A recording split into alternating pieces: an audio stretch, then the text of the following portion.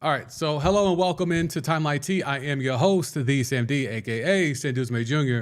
Oh, there was a lot going on today. I had to venture into Manhattan to try to get back here in time, so we had to push the stream back an hour. So my apologies for that. But there's a certain former president that is going through some things in Manhattan today. So navigating around all of that was a thing. So we had to push the stream back an hour, but here we are. And as you see, Lamar Jackson potentially to the Patriots.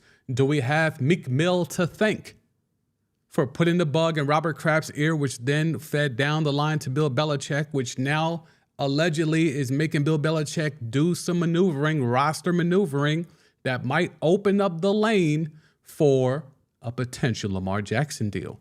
We'll touch on that. We know how the Lamar news goes on this channel. It brings in a lot of people, people like Boogie Down, who was, gracious enough to let me know that the audio wasn't working. But that will be story one. Story two, the Cardinals owner, Michael Bidwell, nasty man. Not Deshaun Watson nasty, but in that same ballpark. A lot of stuff. Pregnant women were involved. Burner phones were involved. We will touch on that. Very, very nasty work from Michael Bidwell, who, if you watched the in-season Hard Knocks this past year, you kind of got a glimpse into some of the dysfunction. And the reason why I put this clip here in the chat is I did a whole video back in December on how I thought the Arizona Cardinals are a mess and no one is talking about it. And, for me, I was just like, not just the QB and the COD clause in the contract and all of that, but it was the coach, it was the GM, it was the offensive line coach, and it was the owner. But no one in the media was talking about it. It was only about, Kingsbury, is he on a hot seat, and Kyler Murray in the contract, and then the COD clause. I said, there's way more going on than just that. They went to Mexico City. All right, we'll get there. We'll get there. There's a lot going on there. But if you ever wanted to check that video, the Arizona Cardinals are a hot mess, and no one is talking about it, done way back in December. So again, as y'all tap in and y'all rock with this content, y'all will notice something is that a lot of the times I put stuff out there early. A lot of the times I put stuff out there early and just kind of put the bug in your ear, and then a few months later, it comes to fruition. In the great words of Cujo from Goody Mob, listen to me now, believe me later on. It's been co-opted by those in the media, but if you know anything about soul food, cell therapy, all of that, like that's a classic line. So listen to me now, believe me later on. That's kind of what we do here. I said the Cardinals were a mess from top to bottom in December, yet here we are in April, and we're finally getting a full rundown of just how dysfunctional that organization is. And we got Luka Doncic. Luka Doncic is talking. He had a lot to say. He had some things to get off his chest, and he says he misses a former teammate. Which teammate is it? It may not be who you think. Does he miss Kyrie, even though Kyrie is there? Does he miss what he thought Kyrie was going to be? We'll get there. But you know where we starting? Lamar Jackson. Is he going to be a Patriot? And why the hell am I jumping out with Lamar Jackson to the Patriots? Well, moves are being made allegedly by the Patriots that put these things in perspective. Let's go to the screen. The Patriots have shopped QB Mac Jones to multiple teams in the 2023 offseason, a source tells Blue Check Boy Mike Florio. Okay, so we'll start there, right? Mac Jones has been mid, although you can critique the fact that Belichick hasn't really done best by Mac Jones, hasn't really gotten him help. A lot of the same things we could talk about Lamar and the Ravens. Mac Jones might have the same gripes with the Patriots. Hasn't been given a lot of help. He had a defensive coordinator as his OC last year. That's a thing that legitimately happened, and Belichick stood 10 toes down in that decision. A DC as OC, and not just any DC. Matt Patricia? Are you serious? Nasty work. Nasty work. So then we have this, right? So it starts there. Mac Jones, they're shopping him. We don't really know what that means. That means you just put him on a block, seeing if any teams will take the bait, and then it starts there, right? So then we move down here. And the teams mentioned as potential destinations were the Buccaneers. So where's Alexandra? Alexandra is in the chat today. Let's see, maybe not. But Alexandra, your Buccaneers are in the mix. Raiders, Texans, and Commanders. And then we have the editorial note here, which kind of puts things in perspective. This also means that the Patriots are down on Mac Jones and may be looking for a QB in other areas, possibly Lamar Jackson. So we have that there, right? And it gets better. Because now we can clarify all of this is because Lamar Jackson to the Patriots is now a possibility because clearly Bill Belichick is down on Mac Jones so much that he wants to trade him and there isn't a viable starter for the team otherwise, unless you want to go with your man's, was it Zeppy? Owner Robert Kraft himself recently said that Lamar wants to join the Patriots. I never heard that. Okay. We've heard Meek Mill text Robert Kraft and say Lamar wants to be a Patriot. See, this is where words matter.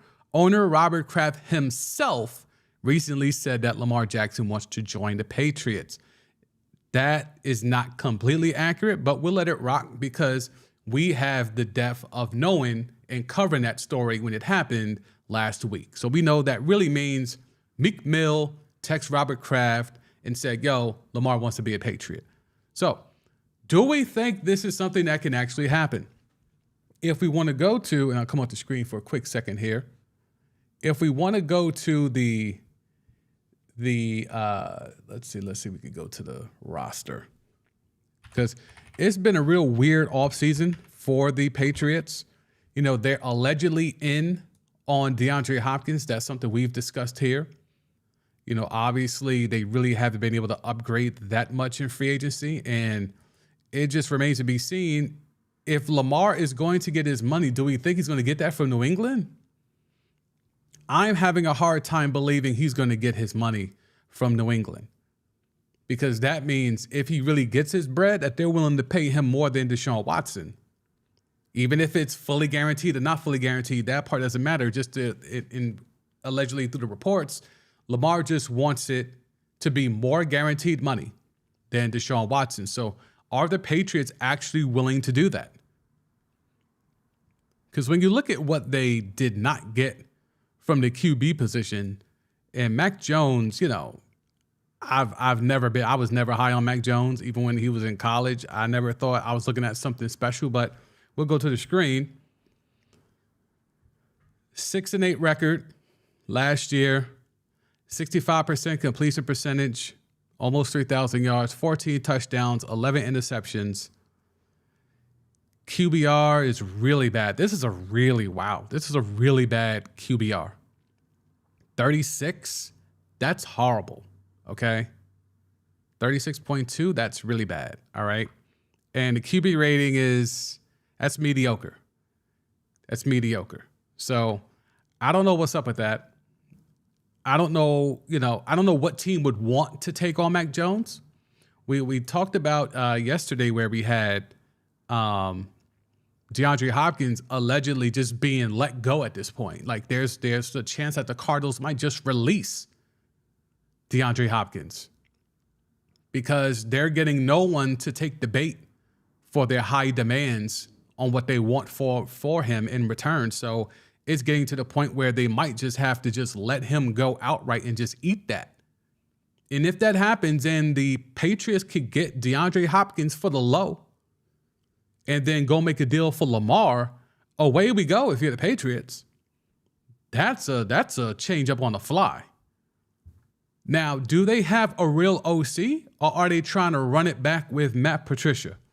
Let's see if we can find out who is the Patriots offensive coordinator.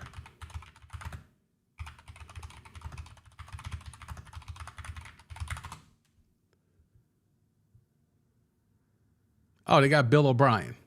Okay, so Bill O'Brien is the new OC in New England, right? Let me make sure y'all can see that. Y'all see that? Yeah, Bill O'Brien is the new OC in New England. So, I mean, he's better than Patricia. So we'll go with that. That's fine, right? So we'll take that. But is this something we're in favor of? I'm not sure how I feel about it, but I'll go to the comments. Boogie Down, I see you. Is this what Brady meant when he told Lamar you're next? That's a good question. That's a very good question. Like, him and Belichick definitely had some conversations about other QBs around the league. And there's been plenty of clips online of Bill Belichick waxing poetically about Lamar Jackson. And we know he don't really give it up like that. So I would not be surprised if there's a correlation there.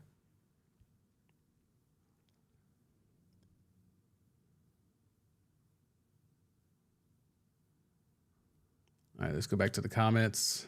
I don't think Lamar Jackson wants more than Watson. I think Lamar would settle between 200 and 215 guaranteed.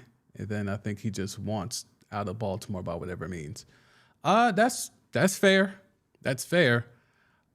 I just think he should get more. He should get more. I know he might not get more, but he should.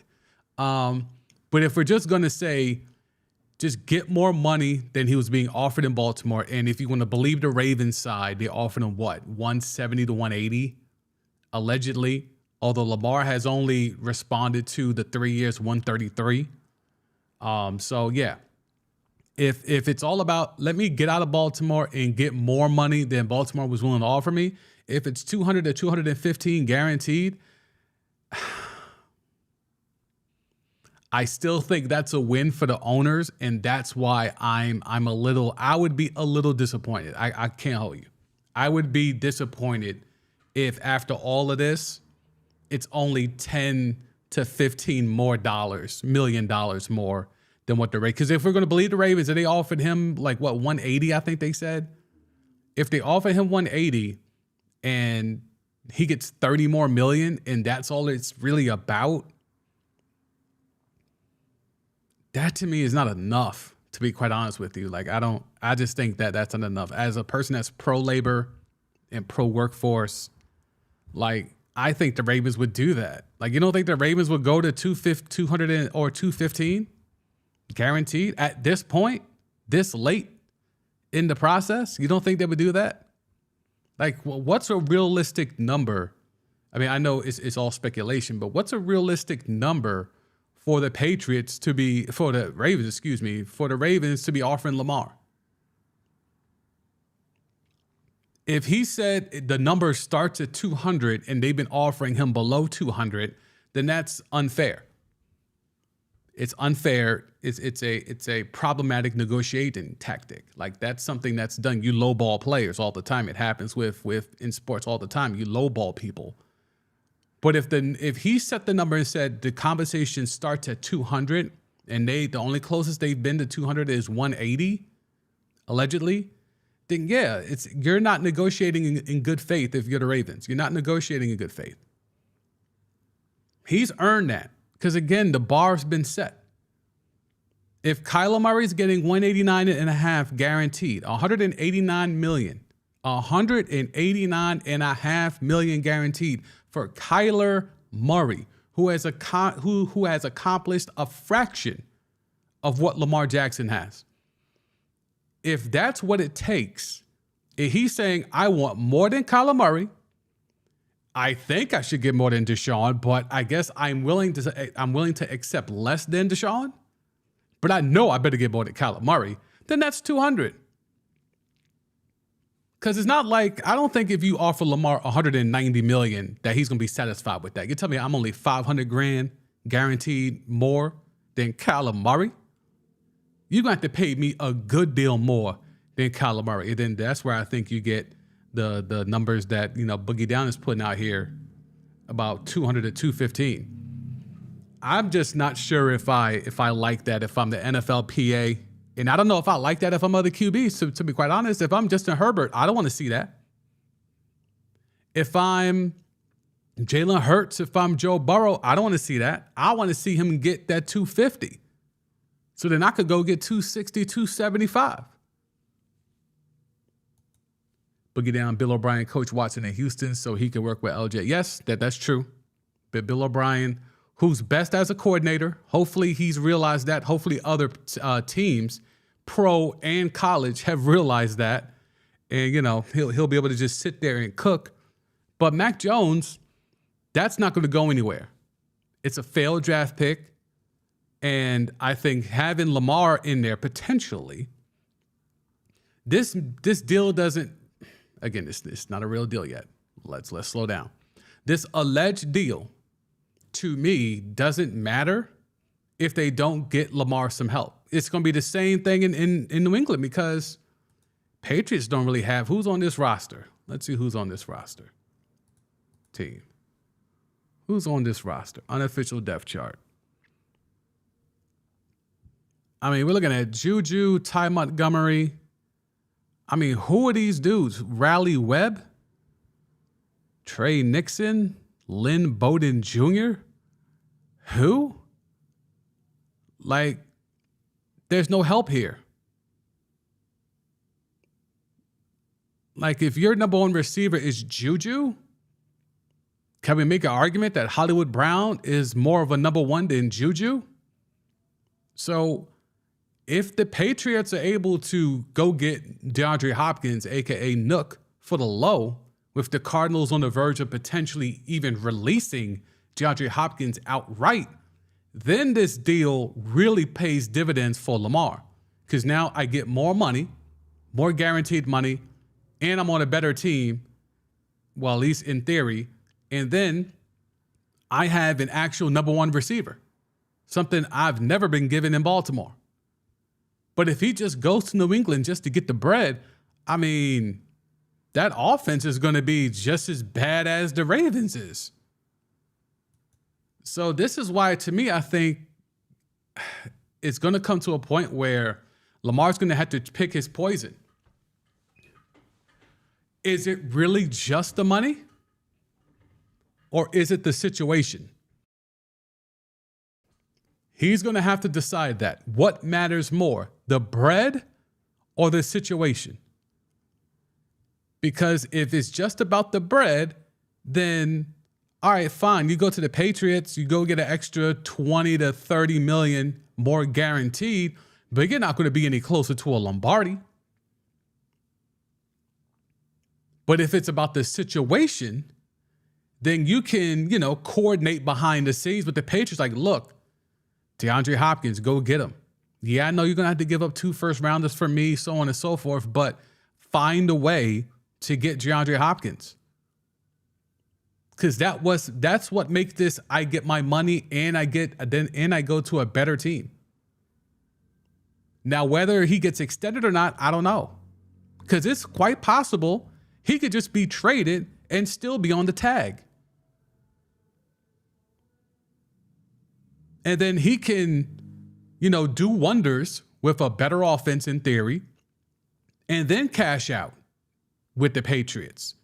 The Patriots could trade for Lamar, and it's not guaranteed that they're going to extend him. So, I don't know.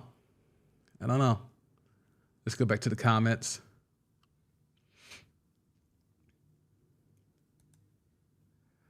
Boogie down.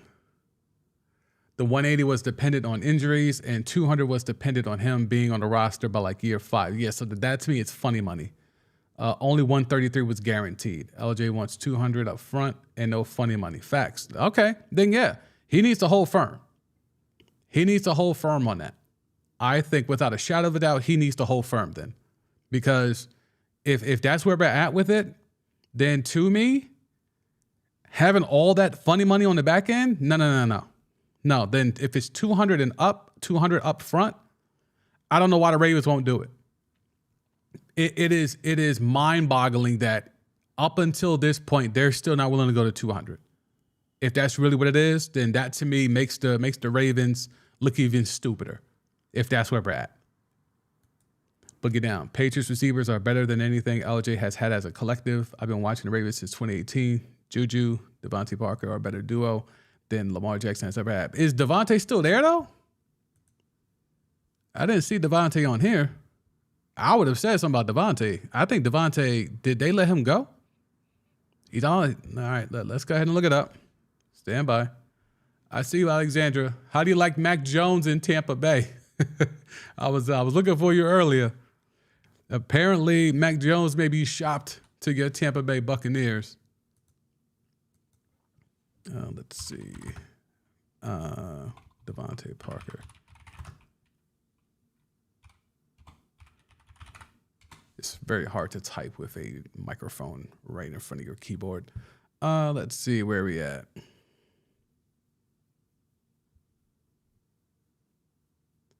Yeah, he's still listed. According to NFL.com, he's still a Patriot. But why is he not on the Patriots official website? Like here, he's still a Patriot. NFL.com. But on the Patriots website, now this is the, let me see, can I scroll up? Can I show y'all? The unofficial depth chart, right? But, I mean, he's not on here. But yes, if it was Devontae Parker and Juju, then yes, those two receivers in combination will be better than anything Lamar Jackson has had. Without a doubt, for sure. All right. There could be some information coming in. Give me a sec. Let me just check, see what's going on. Let's see. I think Dove just updated something. Let me just make sure it's not related to this topic.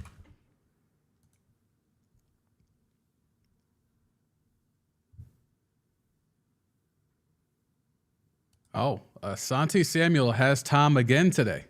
He had time to tell Lamar, you don't want to play for Bill Belichick. Now Asante Samuel again, and y'all don't want to believe the truth. I almost want to ask, what does he mean? Is he saying that he predicted this? That they were going to be done with Mac Jones?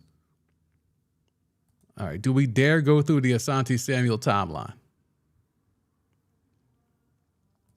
Oh, yeah, he's airing out Belichick.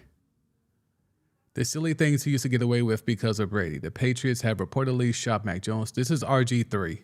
Trying to trade him after giving him a defensive coordinator as his offensive coordinator and a special teams coach as his QB coach last year is mind-blowing. Wasn't Belichick's son the QB coach? Isn't that the special teams coach that was his QB coach last year? That's Belichick's son.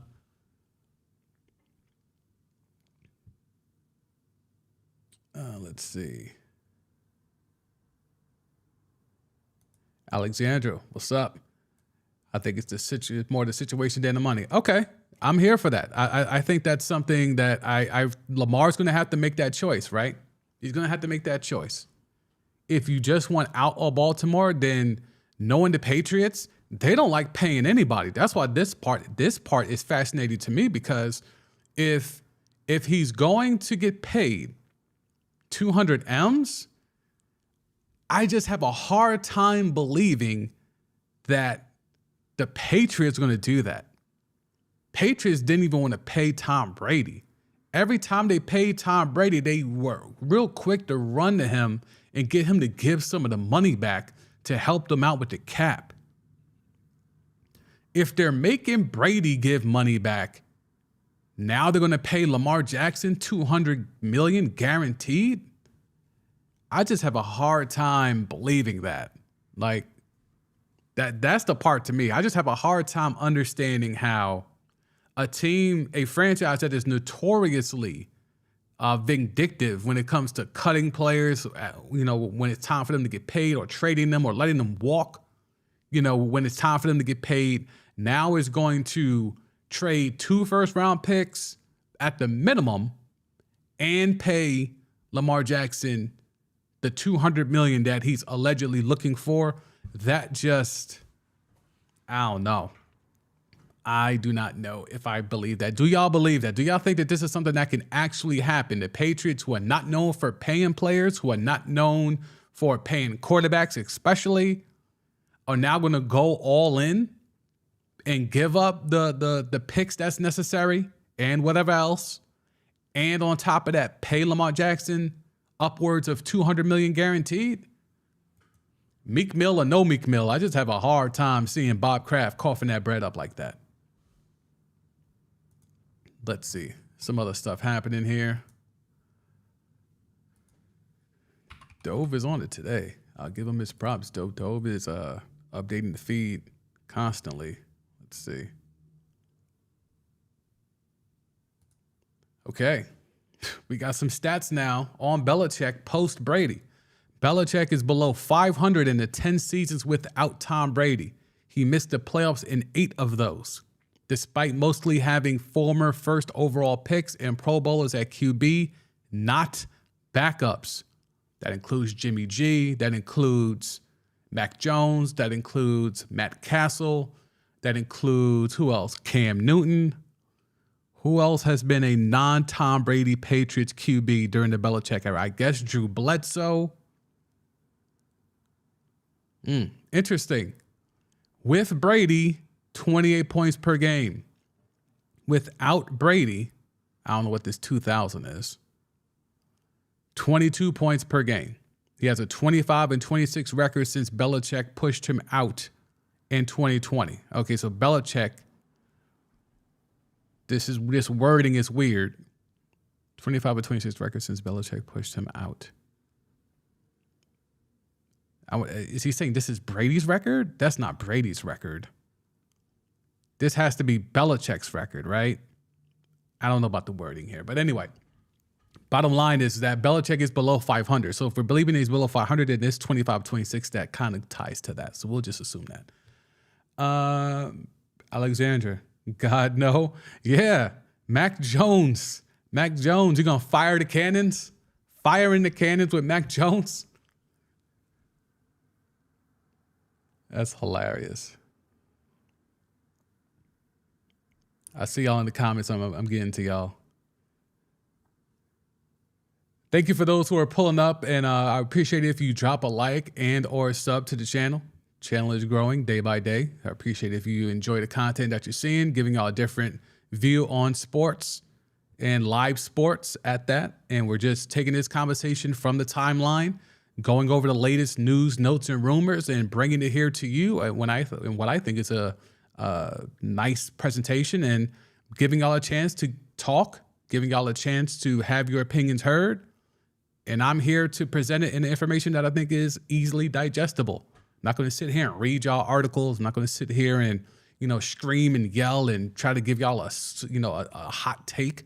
I'm also not going to repeat things that you hear on the 4-letter network, aka ESPN, or any of the 3-letter networks, but my own genuine, authentic opinion. And the channel has been growing, I think, in part because of that, and because I give y'all the chance to have y'all voices heard in the chat. Alexandria, I'll stay with Baker for now and draft a QB next year. I think it's take for Caleb. Take for Caleb season. Take for Caleb. That's the type of time I would be on. As a former Bears fan, if they didn't have Justin Fields and they were still out here running around with Nathan Peterman and all these journeyman dudes, I'm like, yo, just tank for Caleb.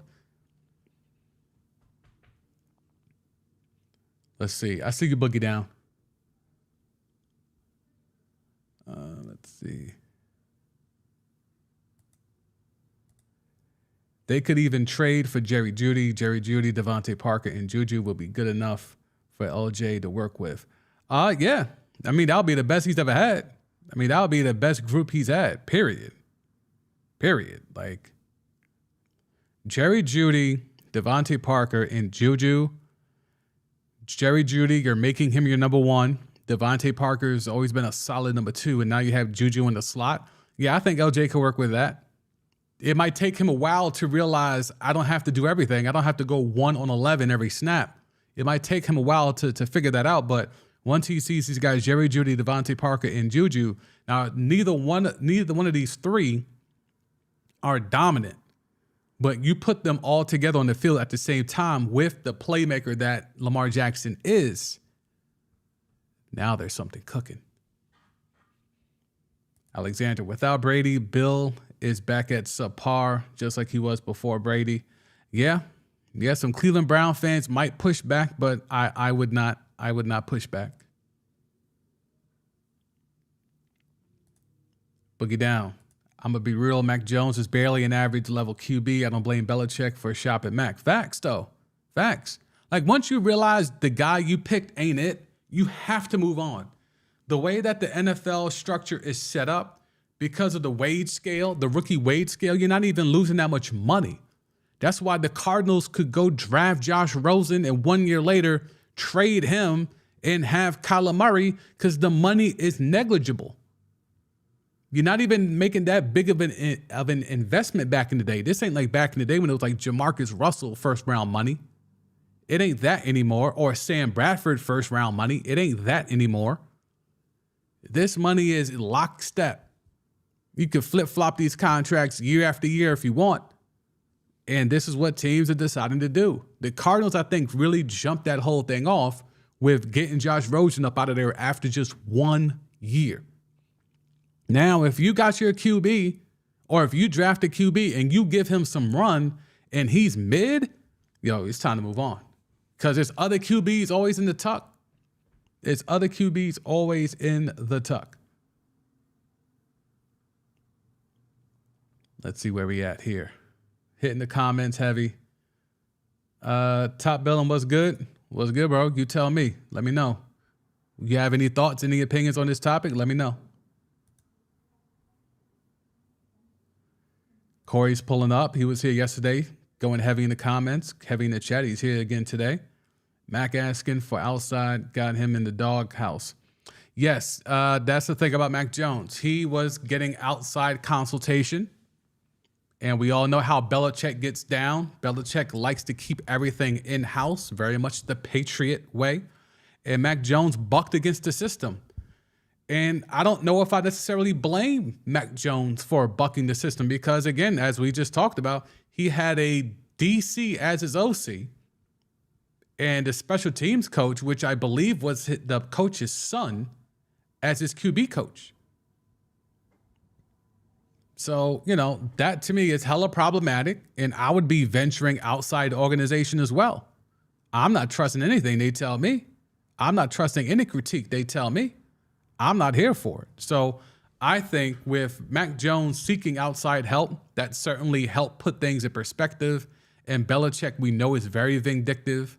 So I am not surprised that, that Mac Jones is allegedly being shopped. And he might be going to Alexandra's Tampa Bay Buccaneers, which would make all of us laugh, right? Except Alexandra, of course. But yeah, I think this is something clearly we're going to keep an eye on this, right? Because we don't know when anything's going to happen. Let's see. I could have sworn there was some information about him going outside the organization. But yeah, all the Patriots are running to go link up with McDaniels out there. No, that's not it. That's not it. All right, so I thought I had a tweet about the whole thing of him reaching outside the organization, but we don't.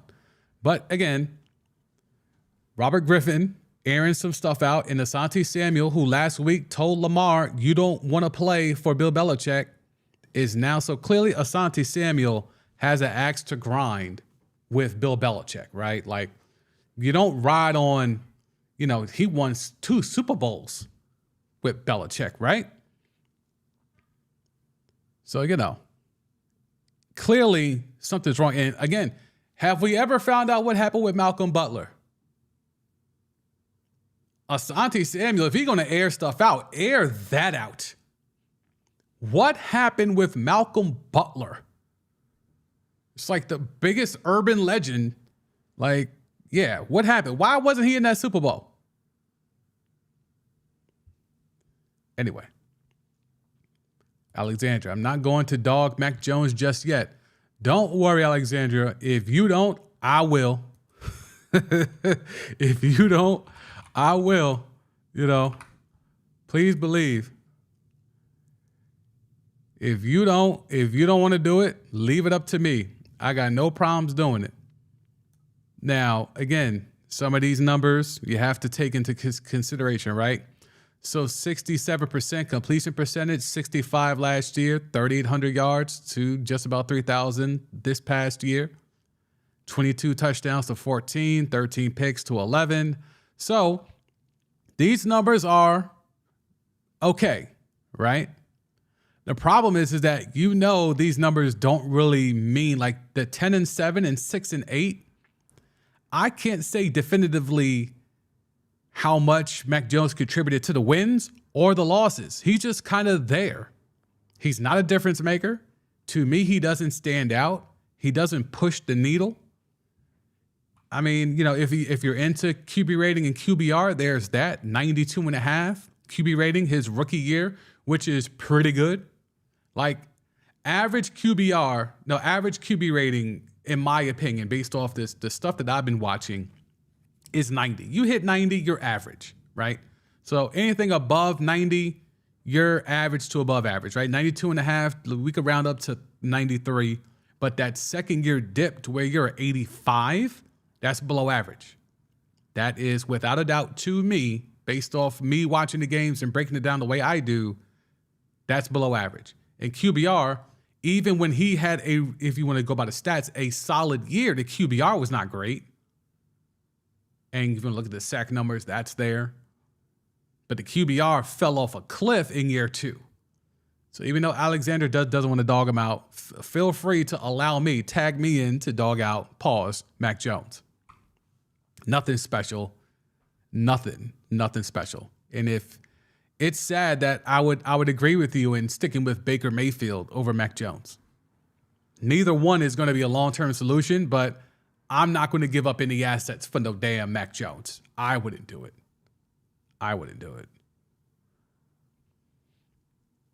Top billing. Colts and Pats look like the two strongest candidates. We won't really see what teams are about when it comes to Lamar Jackson until after the draft. Yeah, that's kind of what we've been discussing, is that no matter who makes a move for Lamar, no one is going to give up draft collateral from this draft for it, right? We're too far into the process. No one's going to jump out the window and do it. If anything were to happen, it's going to be after the draft, because then you could look at 2024 first rounders and 2025 first rounders. Or if you have multiples in one draft or the other, you could do that. But I think when it comes right down to it, I just don't know why. And first of all, McCorkle? Who knew this was Mac Jones' middle name? McCorkle. I have never heard of such a middle name. Anywho, why would anyone give up anything significant? Like, would you even give up a 4th rounder for Mac Jones? I would never give up a 2nd or a 3rd, and I'm assuming no other team would. Would you even give up a 4th rounder for Mac Jones? I sure as hell would not. If DeAndre Hopkins can't even get a 3rd rounder, why would I give up a 4th rounder for Mac Jones? Corey tapping in. Bill tried to lowball Asante and he never forgave him. Oh, okay. Well, then but see, here's the thing with that, right? That's what the Patriots always do. Going back to like Richard Seymour, Chandler Jones, Matthew Judon. Well, Judon went there. Who am I thinking of? That's D-line. Outside of Chandler Jones, Richard Seymour. There's one other edge guy that they had, and he had to shake the spot. I'm forgetting at the moment. Don't mind me. But like, this is the Patriot way. They don't keep people. Remember, they paid Revis all that bread, and it was just that 1 year with Revis, right? He got the bag from them for that 1 year. Yeah, he got the bag from them for that 1 year, and he shook the spot. Will it tell me the contract? Oh, it won't tell me the contract. Ugh. Football Reference needs to get like Basketball Reference and show the contracts. What's up with them? But like, the Patriots historically just don't pay players. And that leads to the second half of my thing about, if we're to believe this stuff is true and that Mac Jones is really being shopped, do we now believe that the Patriots are going to pay Lamar Jackson the money he wants? Knowing their history? Corey with the Malcolm Butler tee. I heard he didn't have a good week of practice the week of the Super Bowl. If that's all that was, I would hope it's more than that. I've heard rumors over the years, back when I was working for NFL radio on Sirius XM. I heard some rumors behind the scenes. I won't air those out here because nothing has been confirmed. I heard something way more salacious, so I won't speak on that here because I ain't trying to catch no case, no libel case. But if that's more of what it was, that he just had a bad week of practice, yeah, it would be fuck Belichick forever if I was Malcolm Butler, especially after what he did prior. Alexander is part of Mac Jones' issues because he's on the Pats and he didn't get the weapons he needed. I mean, Devontae Parker's not horrible. Devontae Parker, you could argue, is better than anything Lamar's had. Yeah, I'm not going to ride on that point. Let's see. Who did he have this year here? Who's on this team? Receiving yards.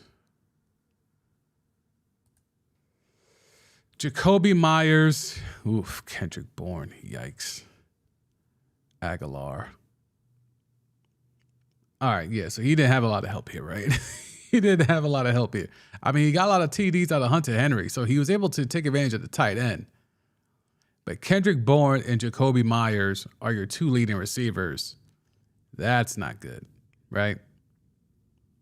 There's no reason to even try to, yeah. But last season, let's see, yards. Jacoby Myers. All right, so we need to consider Jacoby Myers. And Devontae Parker, who was Devontae Parker. Like, Devontae Parker has the skill set and the look. He looks the part. He's a look the part all-star where you see him on the field and you see him run routes and you're like, oh my God, yeah, he can be that guy. And it's very rarely that he's ever been that guy. Like, you look at his career, it's 1 year. 1 year. Where he's even sniffed. We went over 1,200 yards. And he hasn't come close ever since then. So this is clearly a bubble year. Like, this is like an anomaly. Because how many times do you have to see mid before and mid after for you to be like, well, this year, just throw it out the window. This year doesn't count. This is the type of stuff people try to do with Lamar, right? Like, they try to tell you Lamar stats like this, where this is the MVP year and all the other years are mid, when that's not the case. But this year makes you throw out this 1,200 yard receiving year. I throw this out. If your stats before and after are mid, I'm not going to give you that much credit for this 1,200 because clearly something happened in Miami. Who was that? Was that the Fitzpatrick year in Miami when Fitzpatrick was going crazy? Yeah, it was the Fitzpatrick year. So I'm not going to give him that much. Hey, Josh Rosen. He actually got 3 starts. That's amazing. That's amazing. Anyway, so yeah, I'm throwing out that year for. So I don't know if Devontae Parker is as good as we're saying, y'all. I mean, maybe Lamar could make him better if all this shakes out, but I don't know if I'm going to go there. But good question though. Todd Billin saying Mac is trash. He's overrated in college because he was surrounded by all that talent at Alabama. He's not a franchise QB. You either have it or you don't. All right, I see y'all going back and forth about, Alexandra, please. Mike Evans is, I think it's safe to say Mike Evans is a Hall of Fame receiver already, right? I may be jumping out the window, but we'll pull the numbers up.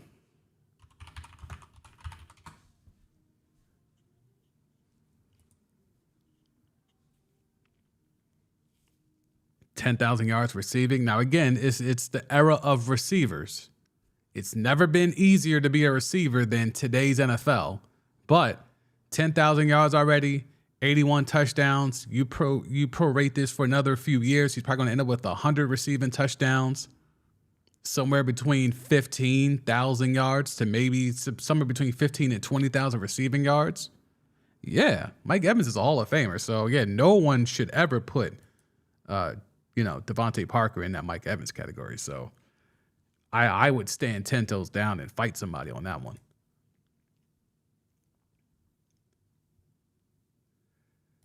Parker is injury prone. His issue was he was always injured and can never stay on the field.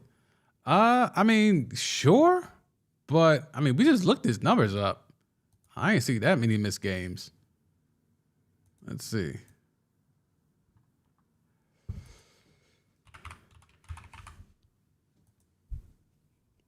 Let's see.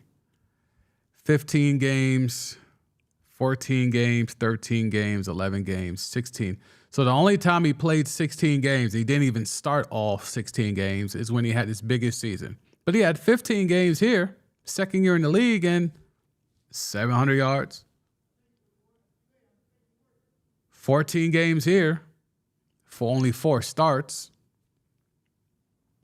And it's not even the targets, because the next year, the targets weren't that different, but the yards sure as hell were.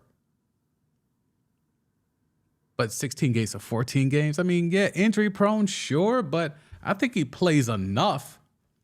Because even if you prorate this, right, like, you see it here, like 10 games, 8 starts, 500 yards. Even last year, still started 11 games. 11 games, 540 yards. 11 games, 31 catches. That's a horrible average. It's a horrible average, no matter whether he's injury prone or not. You start 11 games and you only have 31 receptions. That's horrible. So we have that, right? So let's maneuver. Let's see, pull this up here. Santi Samuel. Let's see, has he tweeted anything else? Is he still going crazy? One thing about me is I'm consistent. I've been doing this since 2006 when I played for the Pats. Okay, I don't know what that means. Nobody wants to play for a team, and his niece might end up being the QB coach, and it would be her first year. Oh, he is just throwing all the shade. I didn't know he was airing it out like this. Oh, Judon tried to step in? Okay, so we missed this. Y'all knew about this? Matthew Judon tried to, protect he's riding for the Pats. Telling Asante Samuel to hush up. Now, this is tea. Okay. Oof. No, it's not. You're just a little brainwashed right now. Okay. The clap back. Okay. No idea all of this was happening. Interesting. Okay, well, we'll keep an eye on that. I'll add that to my list of I'll add him to my Twitter list of people to keep track of when it comes to tea. But Asante Samuel has all the smoke, apparently, for the New England Patriots. Okay, let's get into this Arizona Cardinals thing, right? So the Arizona Cardinals, their owner is Michael Bidwell, and a former executive of the Cardinals, Terry McDonough, accuses Michael Bidwell of cheating. And it's not just cheating in the sense of football. He means cheating, period. According to an article that was released on the Fuller Network, Terry McDonough has accused Cardinals owner Michael Bidwell of gross misconduct, including cheating, discrimination, and harassment. And he's filing an arbitration that was filed Tuesday with Roger Goodell. McDonough contends that he and former Cardinals coach Steve Wilks were instructed to use burner phones to communicate with former Cardinals GM Steve Keim during Keim's 5-week suspension in 2018 for extreme DUI. Okay? Now, again, I mentioned to y'all earlier, I broke a lot of this down on this video here, saying that the Arizona Cardinals are a mess and no one is talking about it. I did that in December. There's that vid right there for those who want to tap in. But That's just the stuff from 2018. There was stuff from this past season that was on the same level of what they're being accused of now. McDonough contends that he still has the phone that was used. Mans kept the burner. Contends that he still has the phone that was used. He says he objected to using the burner phone, but that his objection was overruled. In response to McDonough's objection to the illicit burner phone scheme, Bidwell cursed at, berated, and formally reprimanded McDonough and ultimately demoted him, irrevocably damaging the trajectory of McDonough's 34-year career in the National Football League. Bidwell also subjected McDonough to bullying, mocking, harassing, and abusive behavior. Now, if y'all think that's enough in terms of to air mans out, it gets worse. And we'll go to Mina Kimes for this one. And, Mina Kimes was on the Elon app earlier and responding to the Blue Check Boys Adam Schefter report. She said, feels like Bidwell flies under the problematic owner radar a bit because Snyder is such a supervillain, but the accusations in here are really serious and consistent with the NFLPA survey. Now, the NFLPA survey is that same one I always mention when it comes to Lamar and the Ravens and their strength and conditioning staff and room, how the staff got an F- and they had to fire the head of the strength and conditioning. It's that same one, right? So now let's get into let's see, will this show for all of y'all? I don't think this will show for all of y'all, but let me move this around. Hang on. Okay, so we'll read this together. The grievance also said Bidwell reduced 2 pregnant women.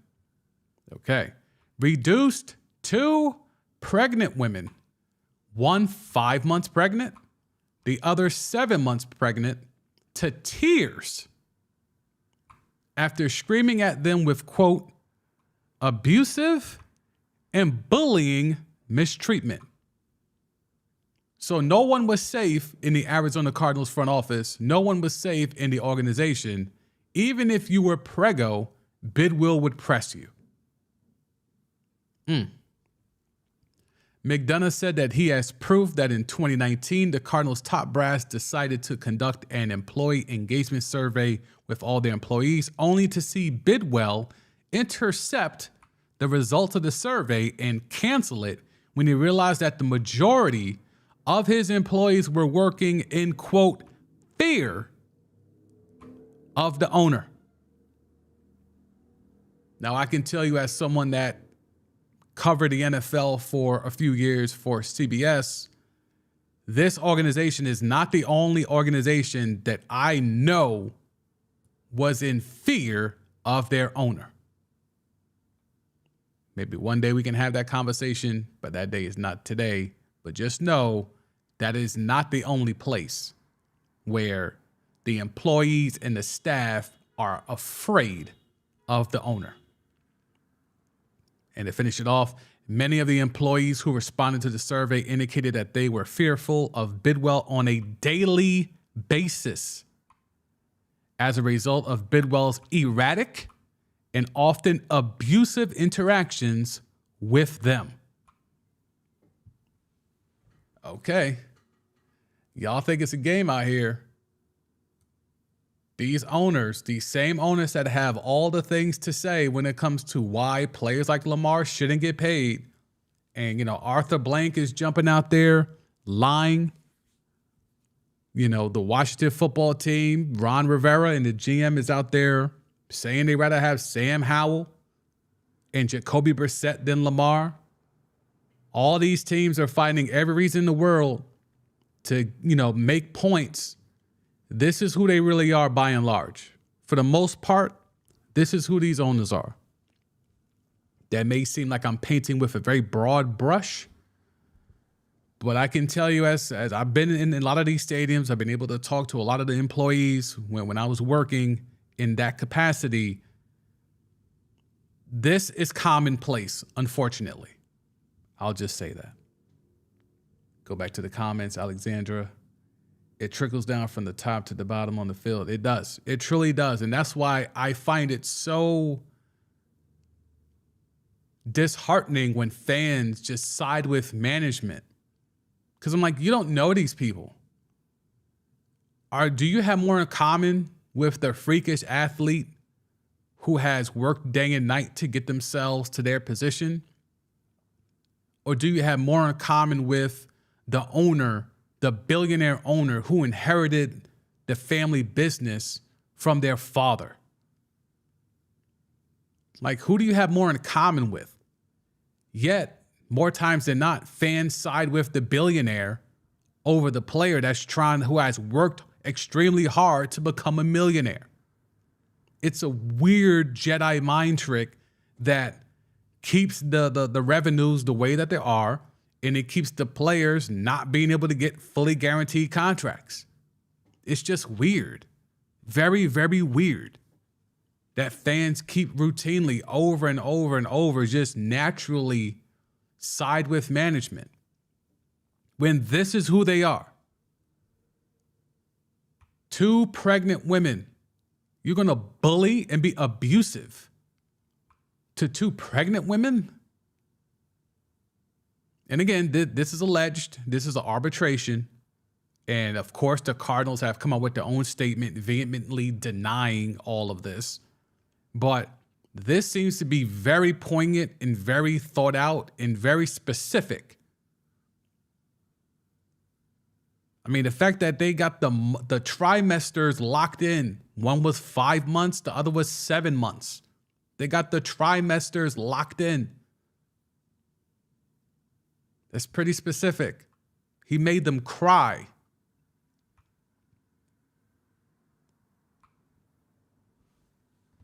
You don't know these people. You do not know these people. But more times than not, fans will be fans and they'll just ride on it and just, hey, well, these players are playing a kid's game. Yeah, and these owners own a kid's game. Why are you so upset at players who get paid to play a kid's game as opposed to people who actually own the kid's game? Which seems more problematic? Someone owning a child's game or someone who gets paid to play a child's game? Anyway. Oh, Alexander's talking lacrosse. You know I'm here for it. As someone who played a tough physical contact sport of lacrosse, I will always side with the athlete over the owner. I'm here for it. I'm here for it. You know, the bodies are so disposable in these sports, and the owners just to keep walking away and keep earning revenue and keep cashing out checks and keep building stadiums and keep selling naming rights to that stadium and so on and so on and so on. Meanwhile, the shelf life of these players is so short. They'll get mad when they want the most money they can. People will love to bring up how disposable these players are and how short the average player, their lifespan in their career is, but they get mad when players try to maximize that by getting the most money possible. That doesn't make sense. That math is not mathing. You can't, on the one hand, use metrics that show that the shelf life of a player is 3 years and then also get mad when a player who realizes the shelf life of a player is 3 years and tries to get the most money possible. Because that's what me and you would do if we were in that same. How many of us would be in the Lamar thing and just accept whatever contract or rate? We're so happy to be getting paid to play football that we're just going to accept whatever contract the Ravens give to us, because clearly they have our best thoughts in mind. Clearly they would never screw us over. No professional sports franchise has ever screwed over a player. Come on, man. If you negotiate in your 9 to 5, why can't a player negotiate in what their version of a 9 to 5 is? Don't understand it. But this is what we have from the Arizona Cardinals. I think this is hella problematic. I hope this isn't a story that just comes and goes. You know, when we starting to look at it, there have been so many owners in the NFL who have had something, some more than others, but there's been, look, Jerry Jones got a lot of stuff, right? Workplace stuff. He had his own Ray Donovan. If y'all are familiar with that show on Showtime, if you don't know who Ray Donovan is or was, Jerry Jones has a fixer. He has a guy that will come in and fix your problem. When players go off the rails and he needs somebody to pull up and do it discreetly without making headlines, he had a guy. So that guy was in his employ for decades, 2 to 3 decades. Problem is, that guy also had a propensity to sneak into the Dallas Cowboy cheerleader locker room and videotape them and photograph them when they were changing, allegedly. And also, allegedly, on a live stream of the Dallas Cowboys draft war room, was taking upskirt pics and vids of Jerry Jones' own daughter, allegedly. So that's just off top, right? That's just one person, right? Then we could slide over to Jim Irsay getting caught out there with pills and a briefcase full of money. Driving around intoxicated, DUI. We could talk about the late Jerry Richardson out there in Carolina. Hella problematic. Had a foot fetish apparently. And was harassing women there. Also was allegedly racist. We had the Robert Kraft thing with the masseuse thing down there in Florida, the massage spot. That story came and went. TMZ had the video and still didn't release it. How often has that happened where TMZ got the footage and they wouldn't release it? What type of bag was dropped off for Harvey and them, allegedly? So all these owners, you could just line them up and you could just find all types of stuff within these owners. But yeah, and still, the narrative is that these players are problematic. They're troublemakers. They have to look for risk issues. You know, what was the thing where they had with the draft? You know, when they interview players in the draft, they asked someone if their mother was a prostitute. Like, what? You have owners who are actually buying prostitutes, allegedly, but yet they get to press, you know, impressionable young males. And the way to test them is to ask them, you know, to throw them off their game by asking them if their mother is a whore. This is your NFL. This is your National Football League. This is the league that is generating close to $25 billion. But we're there every Sunday. We're there every Sunday, every Monday, every Thursday, Saturday, playoffs. It's the new national pastime. Alexandra, where there's a line in the country song that says, "You're just another step on the boss man's ladder, and this is how the NFL cheats players. You are just a step for them to get money." That's a whole fact. That is a whole fact. Players are disposable. Coaches are disposable. Front offices are disposable. Unfortunately, owners are not. And that is the power that they possess. All right, I'll come off that for a sec. Let's see. We can head into a NFL draft section of the stream. Let me get this ready. Oh yeah, that was the second part to the Mina Kimes thing, right? My bad. So in that report where they had the player grades for each team, the Cardinals as a whole, you see the grade. Oh, wait, you cannot see the grade. Stand by. I mean, you can see part of the grade. There you go. That's what it was. And when it came down to the specifics of what they were bad at, one of 14 teams that do not offer a family room, one of 11 teams that do not offer daycare. Support of players' families, tied for 31st. It's rough, man. It's rough. And that wasn't the only bad grade they got. They got worse grades, or they got similar grades in other areas. Let me see if I can find that here on the fly. Give me a sec. Let me type this up. Top Bill, and I'll see you in the comments. I'll get to you in a sec. Let me just see if I can find this. NFL PA survey team grades. Okay, let's see. Arizona. Here we go. Yep. Oh, yeah. Oh, yeah. Oh, yeah.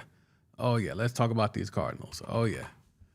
All right. So they got an F in treatment of families, right? Treatment of families, F. Arizona Cardinals, F. Nutrition, F minus. Okay. Weight room, F minus. Okay. Strength staff, A minus. So great staff, horrible weight room. For a franchise that's valued in the billions, how do you have a weight room that's a F minus? Training room, F minus.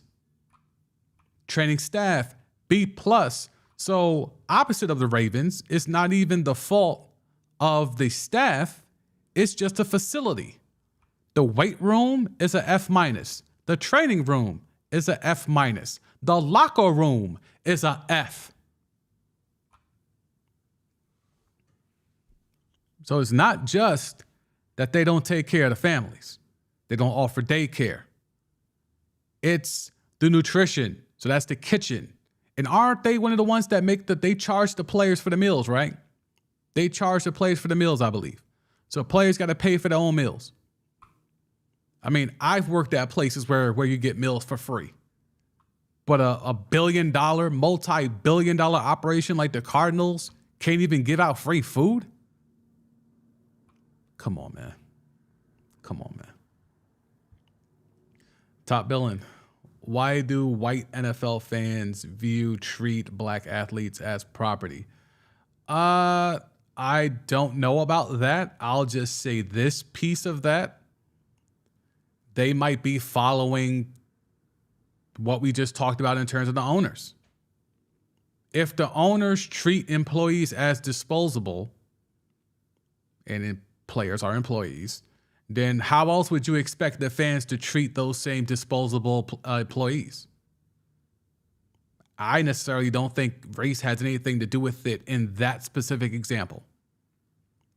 Because white athletes get cut and Josh Rosen got cut or traded, but essentially got let go after 1 year. So yes, you can find way more examples of black athletes being treated like property, but white athletes also get treated like property. I think it's the sport of football specifically that does that. And fans follow the owner's model there.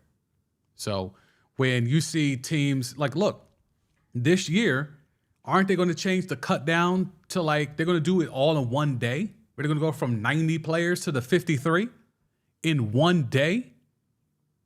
You're going to get rid of 47 people. There's no more disposable thing than that. You're firing 47 people in 1 day. So all 32 teams are going to fire 47 people.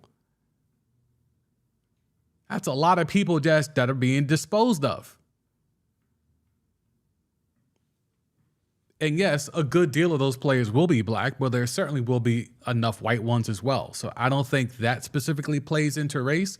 I think it's the whole thing of the setup as a whole in regards to the problematic nature of owners to players and the labor management thing that seems to be such a thing here.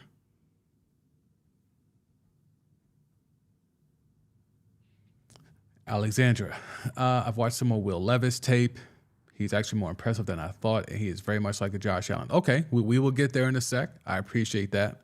I'm glad you are watching Will Levis tape. I have not gotten around to doing my draft push I have a good friend of mine who does a lot of draft tape stuff. He does a lot of draft breakdowns. I'm going to see if I could get him on here very soon as we get closer to the draft. But he's a guy. He's a big Hurricanes guy, Miami Hurricanes guy, but he also is very adept. And he has his own big board. He does a big board every year. So I rock with him. His name is Stan Talawi. So we'll be bringing him on here hopefully in the very near future. I won't say that name, but there it is. Spelled Michael wrong, but it's okay. Michael Bidwell net worth is only 1.4 billion. He doesn't have money outside of football. Cool. But doesn't he fly planes everywhere? He's got enough money to have them planes in the air all the time. So he went and got that pilot's license, and that was the thing about, they had the Cardinals on Hard Knocks, on the original OG Hard Knocks years ago, and then they had the Cardinals again on in-season Hard Knocks, and it's the same type of time he was on. Got to show off the plane. Got to show off the fact that he flies planes. And I don't know if Corey's still in here, but he can let y'all know that flying planes privately is not cheap. That is not a budget thing to do. So he may be only, his net worth might be 1.4, but he still finds a way to fly them planes every day, every damn where. So I'm not going to let him get away with that just because of that. And that team is valued at way more than 1.4. Matter of fact, what is the evaluation? Let's see. Let me come off the screen here. What's the evaluation?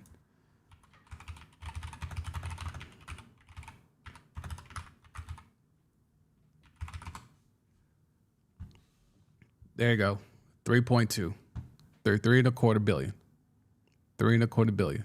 So his net worth is 1 point whatever, but the team itself is 3.2, 3.25. And if he had to sell it, he would probably ask for 4 or 5 billion. So yeah, cool story, but nah. There you go. If you want it officially, right there.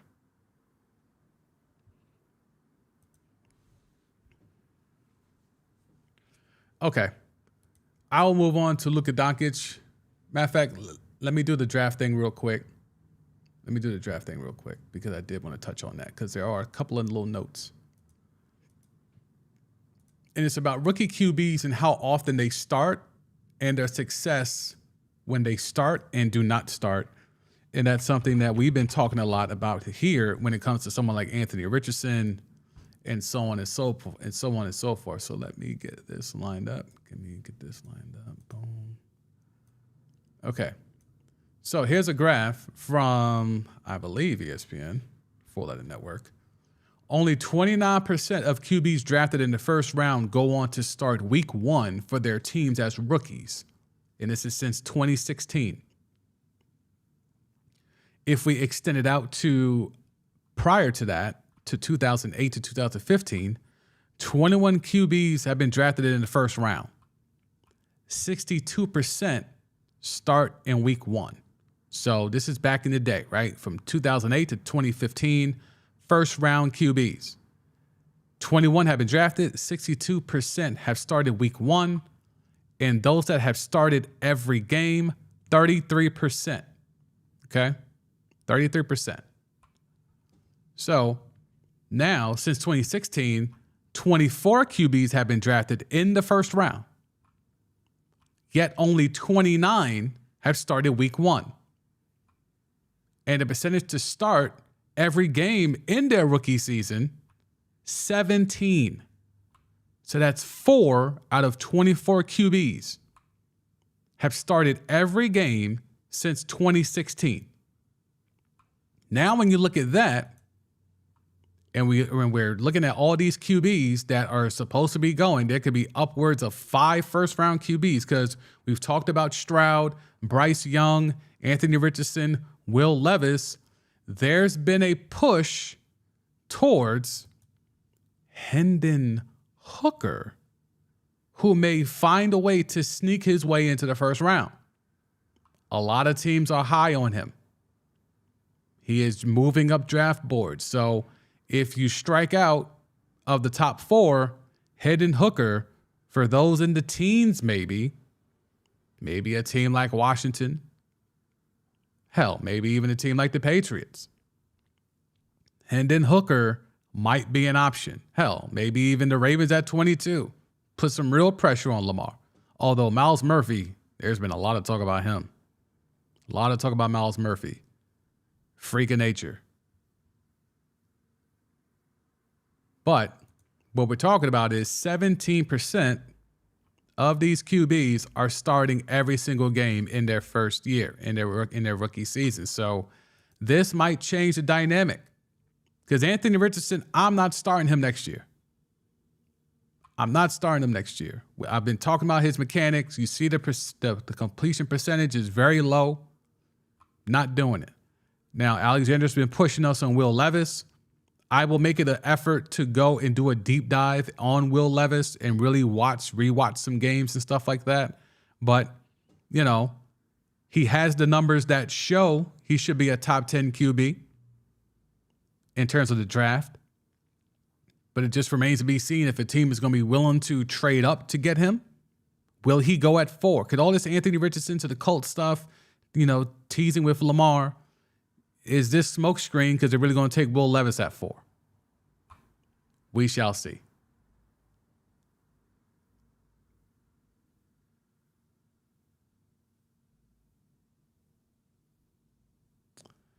Okay, I'm not going to say that name, but Mark Davis, everyone would agree, is the poorest owner, is also only worth. Yeah, but see, here's the thing. Like, the Raiders' business is way worse than the Cardinals' business. The Raiders barely have enough money in escrow for payroll. That's documented. I don't think the Cardinals are on that same wavelength, right?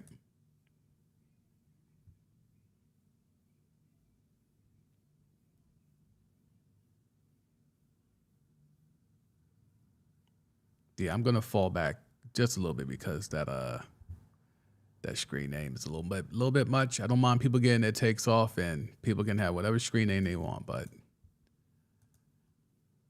so Hendon Hooker potentially could be in the mix for a first round grade. If he's the 5th QB, where do you slot him? Because according to this draft, he goes to Tennessee in the 2nd round, high 2nd round pick. If he's able to leapfrog into the 1st round, is there any team here at the bottom, towards the bottom, that you would identify? Vikings could be in play.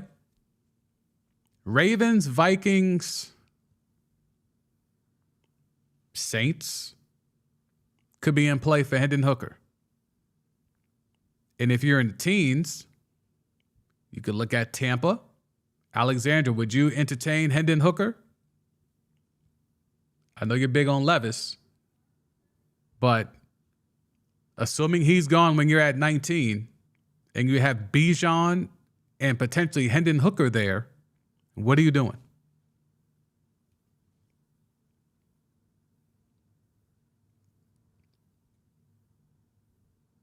I mean, if all intents and purposes, then this goes into the narrative we talked about yesterday, where in terms of, the Texans don't have to take a QB at 2 because they have the 12th pick. You could, in theory, take a Will Anderson, even though I would not. You could take a Will Anderson here and spin the block and get Hendon Hooker at 12. A lot of options. But anyway, we got that. So I'll move on to Luka Doncic, because Luka Doncic is saying some things and he's pouring his soul out. And I think there's going to be some big changes in Dallas in the offseason. So Luka Doncic, it was a big report. The Mavericks have had a putrid post All-Star break record. And he is out here saying, I don't think the offense is the problem. And I always said this, keyword, always said this. It's our defensive end. I think anybody can score on us. I think anybody can score on us. Whoever it is, anybody can score on us. That is Luka. That is a direct quote. Whoever it is, anybody can score on us. Oh, Luka, it's your turn today. We're going to put Luka in the blender. And I believe they have this available. Yeah, Basketball Reference has it. Okay, so let's go to Basketball Reference. Oh, this should be a fun one.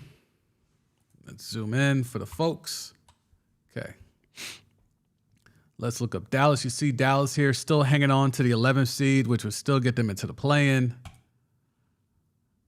Let's go down to Luka Doncic. Fabulous offensive stats. Fabulous, absolutely fabulous offensive stats. But let's get to those advanced numbers. And why do we want the advanced numbers? Because we want that defensive rating. Because he's saying that it's always about defense. Always said this. It's our defensive end. I think anybody can score on us. Okay, Luka, well, what are you contributing to everyone scoring on y'all? Now, the defensive win shares are not good, right? You see that there. Now, let's get to, where is it? Where is it? Where is it? Where is it? Did they move it? Don't tell me they moved it. Oh, I'm going to be so upset if they moved it. They had it there. Where's usage rate? Oh, here we go. Here we go. Here we go. Okay, let me make sure y'all can see this. Nope, move it over a little bit more. There it is. Okay. So, defensive rating, which if you don't know, an estimate of points allowed per 100 possessions, right? So, anything 100 is extremely low, right? 100 is low. Right? So you go from upwards of 100, that's when it gets problematic. Your man's Luka. Rookie year, 109. That's not good. Next year, 110. Not good. Year after that, 111. Not good. He is getting worse defensively every single year. Then you have 107. You're like, oh, wow. Still not great, but it's the best of his career. Now, can we attribute to the fact that he had Reggie Bullock and Dorian Finney-Smith in the lineup with him? Two guys who can actually play defense, which allows Luka to go hide and not have to play defense as much? I don't know, but we'll let him rock. 107. And now this year, 113, a career worst defensive rating. But if you let him tell it, it's our defensive end. I think anybody can score on us. Whoever it is, anybody can score on us. Does he mean us or does he mean him? Whoever it is, anybody can score on me. I think anybody can score on me. Whoever it is, anybody can score on me. Because that's literally what the numbers are telling you. 113 defensive rating for Luka Doncic. I mean, when you talk about some of the worst defensive players in the history of the NBA, I don't know if I could find who's bad on defense. Let's go Steve Nash. Was Steve Nash ever that bad on defense?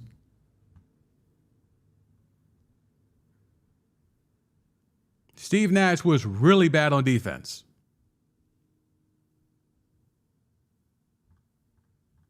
Let's see. Where are they hiding it? Where are they hiding it? Come on. Come on, Basketball Reference. They have to do a better job with this website. It's a free resource, but they got to do better.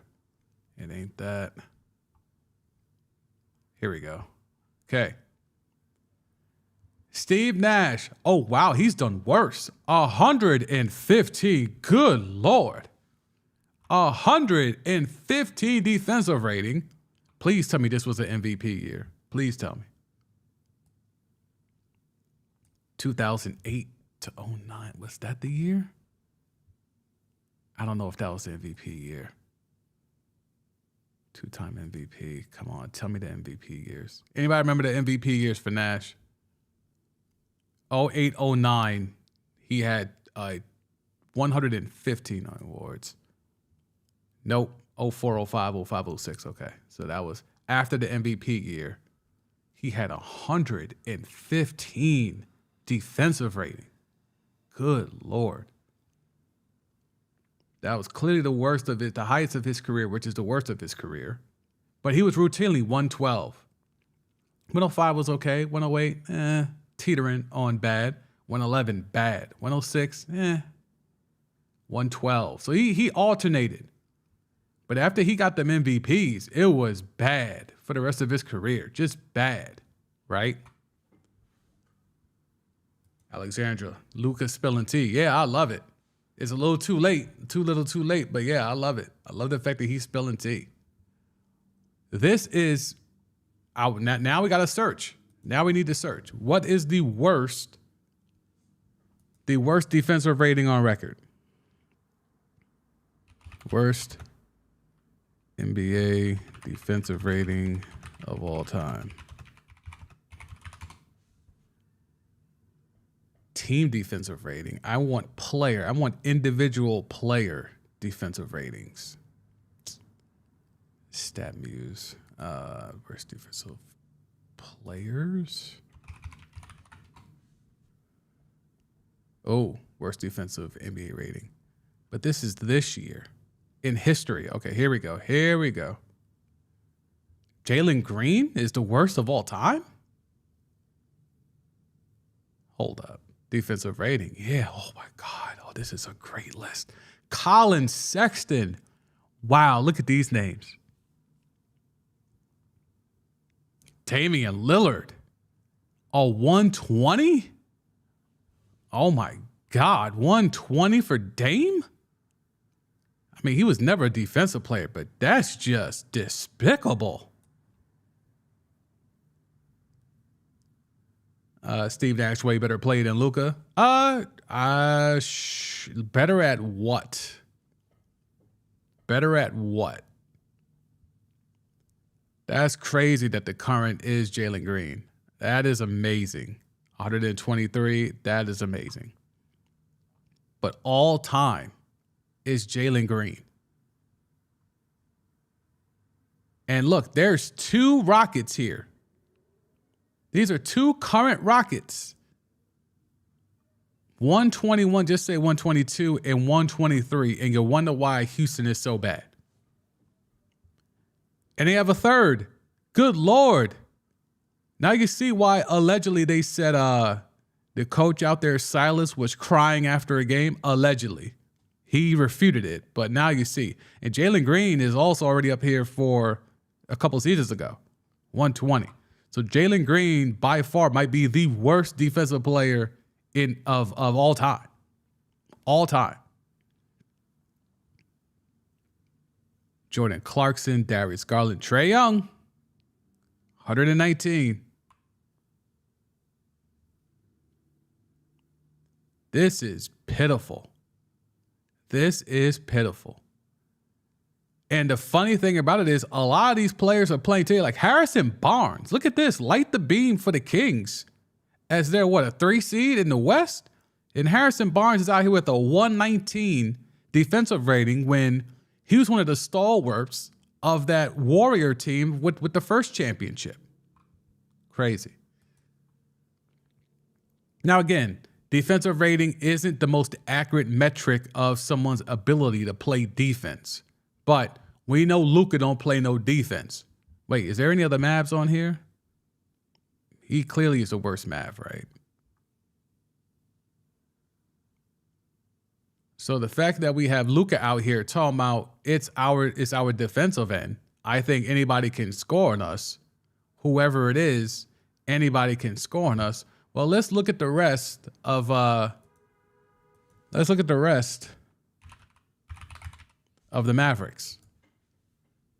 Because who else is on this team that has a horrible defensive rating? Their defensive rating as a team is near the bottom. It's 116.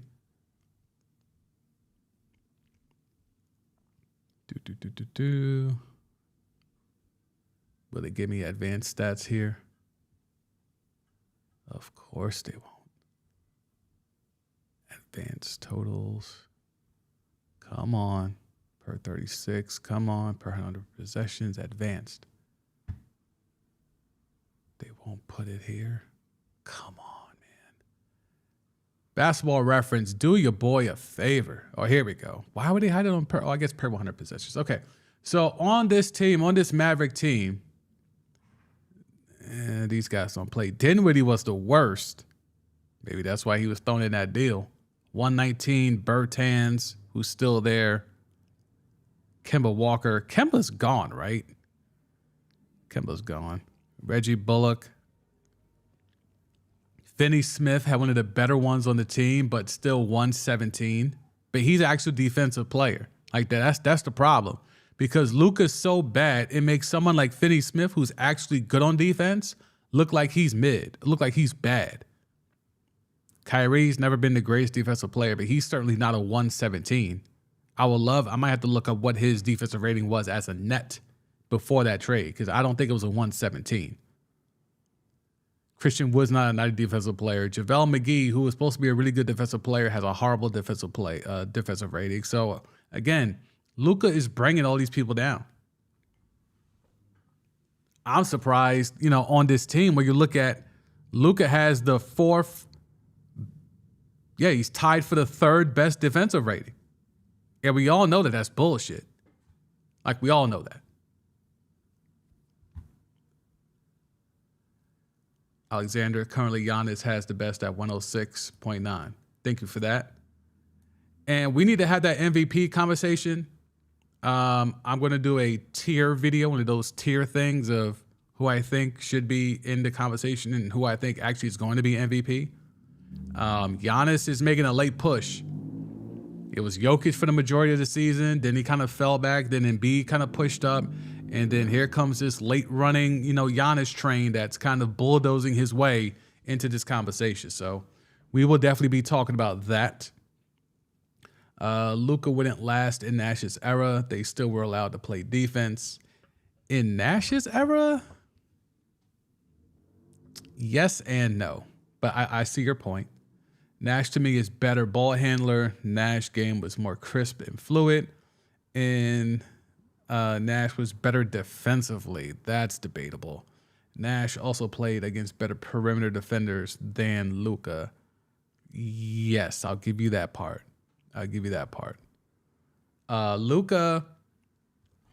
Luka's been in the game since he was 16. He's been a professional basketball player since he was 16. He has never played defense. He has never tried on defense. He has never prioritized defense. So the fact that he is, grasping at straws, so the fact that he is now actually mentioning that defense is the problem. You know why he doesn't think offense is the problem? Is because the ball is always in his hands and he gets to do whatever the hell he wants with the ball. That's why. That's why offense is never the problem, because I had the ball in my hands. So that can never be the problem. I'm the number one, number two, number three option on offense every time down. Kyrie's a fourth option. I'm the first three options. That's how Luka is giving it up. So, of course, that's not going to be a thing. And then there's more here. Tim McMahon, Luka Doncic mentioned that the Mavs haven't been able to recreate chemistry from last season. And the question was asked, how much have they missed Jalen Brunson? Quote, a lot. Much like 21 Savage and J. Cole, a lot. Doncic said with a pained smile. I mean, amazing guy, amazing player for sure. Well, if he was so amazing, how come you wouldn't pass him the ball in the playoffs last year, Luka? It got to the point where Jason Kidd had to stagger the minutes of when Luka and Jalen Brunson could not share the floor together. Because Luka's so ball dominant, he wasn't giving up the rock to Jalen Brunson. You never know what you got till it's gone. A lot. He misses Jalen Brunson. Silly. Jalen Brunson's out here cooking for the Knicks, got that team back into the playoffs. I don't think they're going to do anything in the playoffs, but he did his job. He got paid the bag, and he has lived up to, earning that bag. And you could almost argue that it was a discount. But, Jalen Brunson was a find for this Maverick team last year. He was a revelation, especially in the playoffs. But when him and Luka were on the floor together, you could tell it just was not going to work. And Jason Kidd had to adjust, and he staggered their minutes so each could cook while the other was off the floor. And the Mavericks made a pretty good run. But they didn't want to pay him, or at least if you let Mark Cuban tell it, no matter what they offered him, he was still going to go to the Knicks. If you want to believe that, cool. I could care less. But there was a lot there. They had a chance. They had a squad, and they tricked it off. Jokic shouldn't have even won the last 2 years. There hasn't been a Stavisky. NBA basically have Jokic a charity 2 years. I don't think Jokic was a charity MVP. I mean, dude about to average a triple-double as a center, bro. Like, I'm not going to go too deep into the MVP stuff, but I just think when you got a 7'2" dude or a 7-footer, you got a footer that's averaging a triple-double, bruh. Well, I guess right now, right underneath a triple-double. Like, bruh. 25, 10, and 12. And he's shooting 39% from three, so that's above league average. And then he's shooting 63% from the floor. Like, come on, bruh. Like, I understand. I understand people don't like Jokic. They don't like how he plays. They don't think he plays defense. I get all the criticisms are by and large fair for the most part, but you can't poo-poo what he's done this year. You want to make a case for the last 2 years? I would not call it charity, but this year, a center averaging a triple-double outside of Wilt, when has that happened? I'll wait. So, whether he was a charity case the last 2 years, I disagree. But even if you want to get that off, you can't say that about him this year. This is not a charity case. Averaging a triple-double as a footer. And again, if we want to go into the shot chart, and I did this a few weeks ago here on the stream, and we'll be wrapping up here soon. Let's see, shooting. Where's his shooting chart? All right, we'll go to shooting.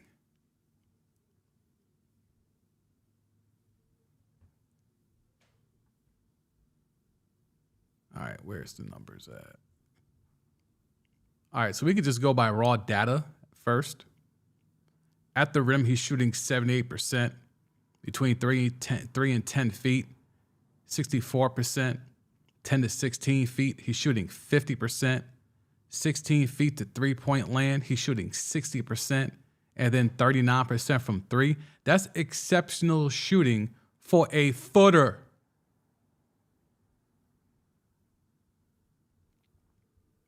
And then look at this shot chart.